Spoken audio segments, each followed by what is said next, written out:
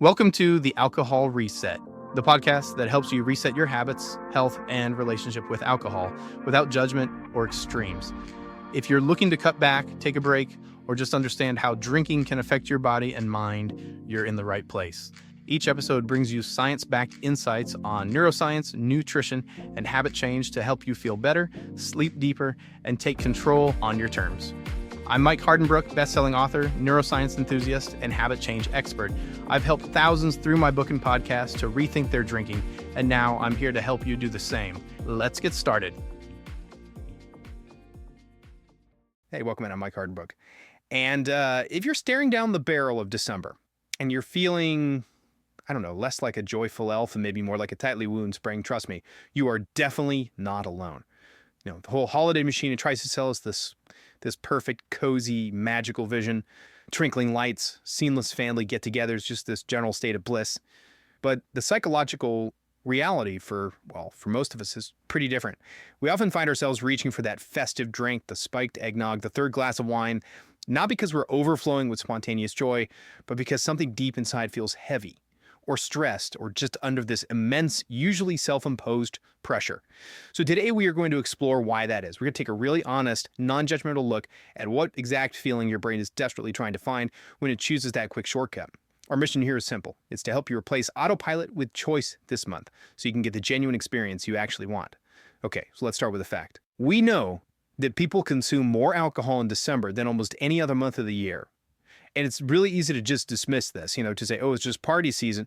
And the deeper psychological forces at play, they turn December into a pressure cooker. And these forces, they aren't just about parties. There's specific stressors we all face.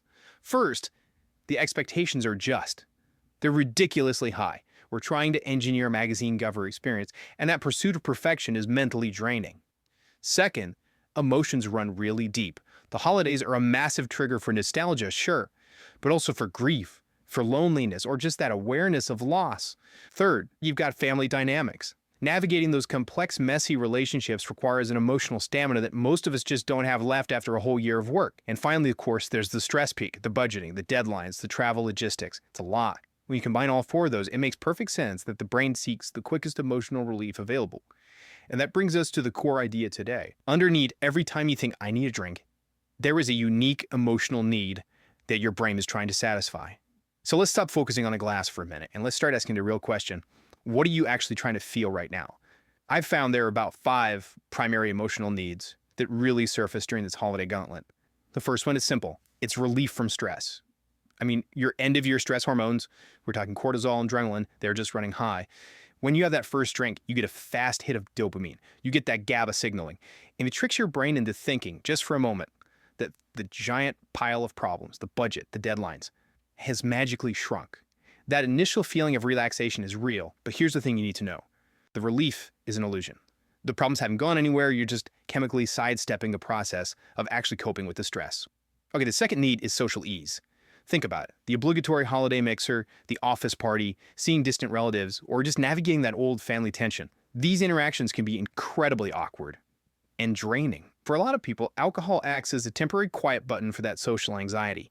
It lowers your inhibition just enough for you to feel like you can participate, without that inner monologue screaming, what should I say next? You feel connected, but often that connection comes at the cost of your authentic self.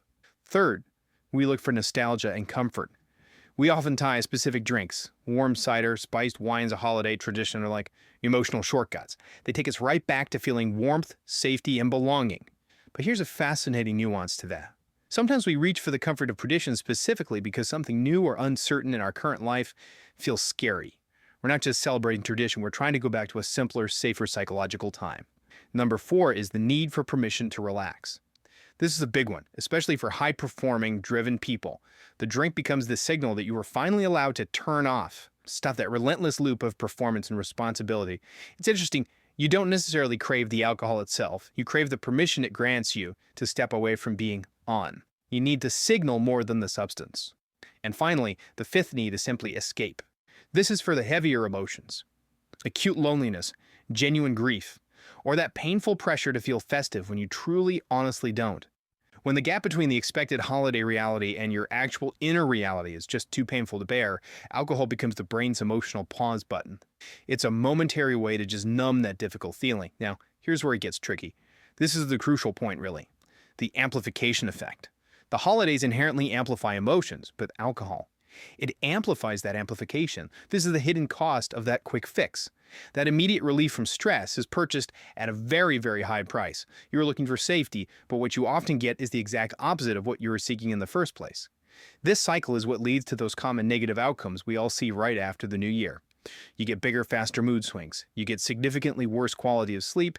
Even if you feel like you slept soundly, you get stronger cravings the next day. And critically, you get that intense post-drinking anxiety that people now call holiday anxiety. You see, alcohol starts as a central nervous system depressant, which gives you that initial calm. But as it leaves your system, your brain goes into hyper-alertness to try and compensate. And that leaves you feeling jittery and anxious the morning after. It completely disconnects you from the authentic experience you wanted. You didn't drink for the drink. You drank for the feeling you hoped it would create. So let's switch the script entirely. Stop asking, why am I drinking so much this month? And instead switch the question to, what authentic feeling am I hoping to create?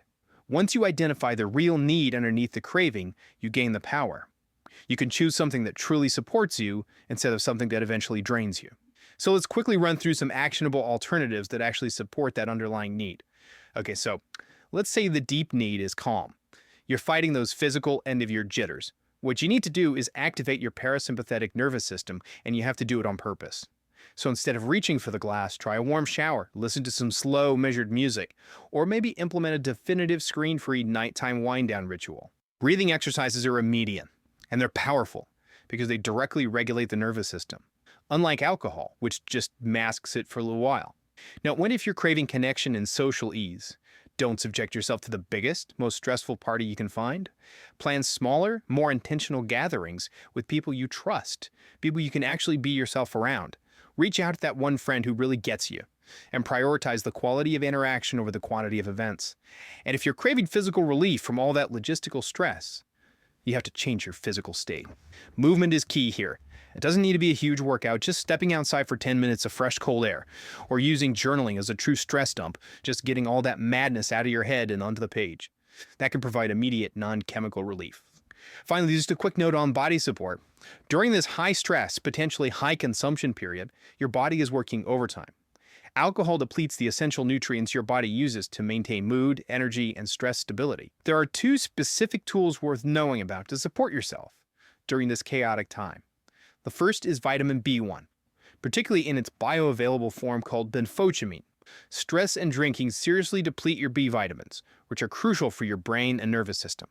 Supplementing with B1 helps restore that clarity and energy. The second is NAC, or N-acetylcysteine. This is a powerful amino acid that supports the production of glutathione, which is the liver's master antioxidant. It's simply a tool that helps your body manage the load when your schedule's all over the place. These are just tools to keep your system balanced during a naturally unbalanced time. And look, here's my final thought for you, my reassurance really. You are not weak for searching for relief during the holidays. Not at all. You are human. You are just searching for a feeling, something deeper or softer or safer or happier than the current moment provides.